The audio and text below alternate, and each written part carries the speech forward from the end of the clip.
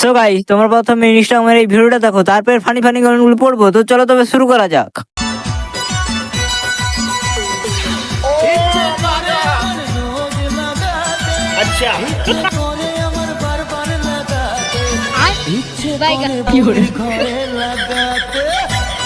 तो चलिए शुरू करते हैं। প্রথম থেকে তো লাগিয়ে নিয়েছো, এগুলো পাতি লেবু না হাইব্রিড লেবু? বোন, তোমার কি এত লাগানো শখ? আমার কাছে এসো, আমি লাগিয়ে দেবো, মানে মোলাম।